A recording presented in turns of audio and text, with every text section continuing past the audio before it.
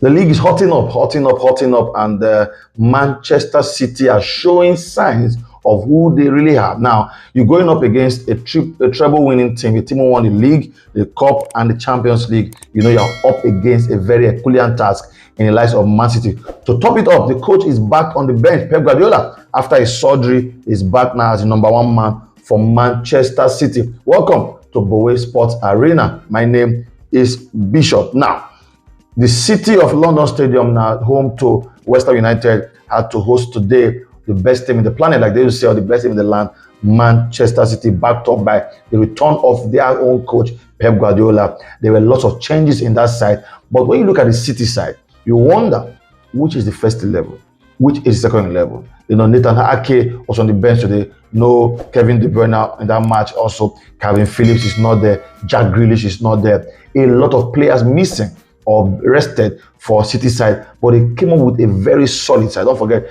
£77 million player defender Josko Gvardiol, came out to play also at the left-hand side of that team, and Jeremy Doku, the Belgian international who was signed from France, also started that game. Now, West Ham is always a very strong team to play, against. They look resolute, they look strong, and they're doing very well this season. 10 points out of 12 already, and they were sitting pretty at third position after the Liverpool game already. And that match started in a very beautiful manner. West Ham too is growing and moving into a team now who wants to play and hold the ball and play 1 to 3 passes.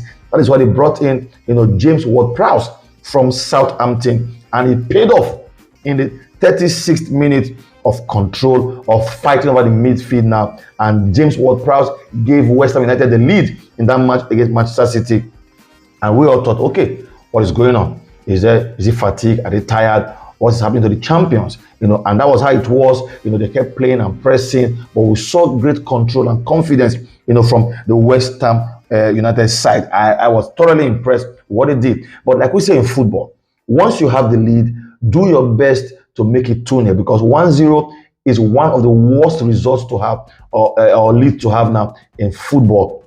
And you saw it against Liverpool in the first game, and now we're going to see it again. Now, and that's how the first half ended. And after 3 minutes of extra time, they went into the dressing room, and I will be very sure that Pep Guardiola would have shouted, and gone at his players very much and tell them, you are not champions for nothing. West Ham is there for the taking. We know they're a good side. They are playing at home, but we have done this over and over and over again. And we saw Lions came out in the second half. Shockingly, before we could even close our eyes and blink it, before some fans even sat down in the stadium, 1 minute into the second half now, Man City got the equalizer. And guess who? Jeremy Doku, the new signing, in the 46th minute, making it 1-1 apiece, for Man City playing against West Ham.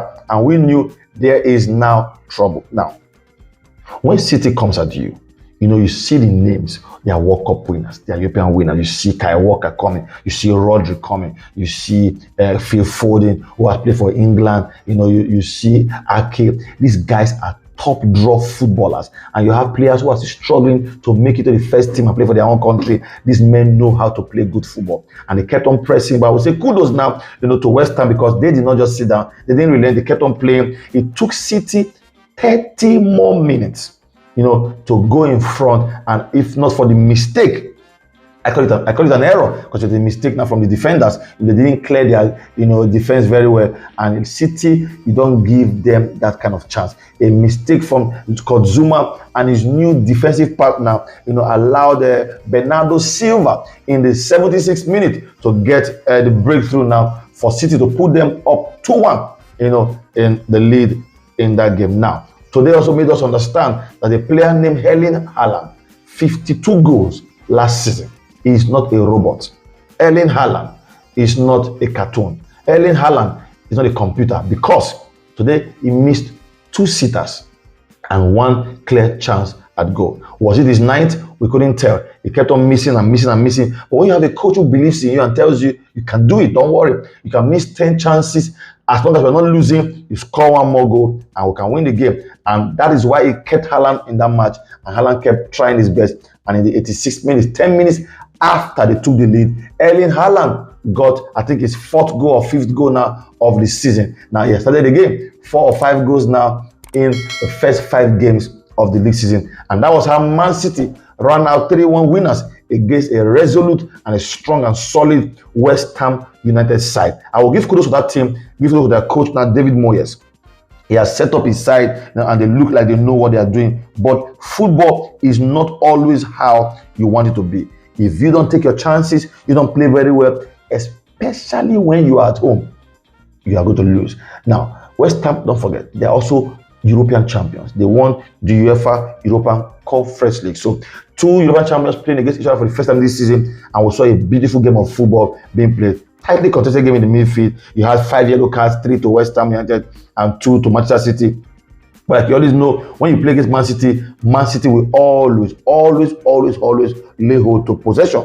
15 shots on target for Man City, just 3 goals. And the possession stats show 66-34, corner case 11-3. Man City were always going to be on top, but it took them a while. Now they will tell you that this might be one of the hardest games they've played this season, but they always end up on top. That is what champions, are made of. They have steel, they have grit, they have a good bench, and they have a good coach who can always pull them through, and you see results coming up. They are now perfect in this league season. Manchester City already sitting pretty top on the table with 11 plus goal difference for Man City, 15 goals, 5 wins from 5, and no single loss. Conceded just 3 and scored just 14 goals. They look like they are on top right now, and they don't look like giving up. I want to know what you think. Are Man City good enough, or they started again to go for the league title? Who can challenge them?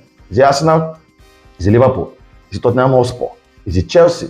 Who do you think will do that? And other games took place today also in the English Premier League that we're going to look at. Tottenham Hotspur won their own game. Fulham won their own game. Aston Villa defeated Crystal Palace by 3-1. But City are champions, and they are not just champions for nothing.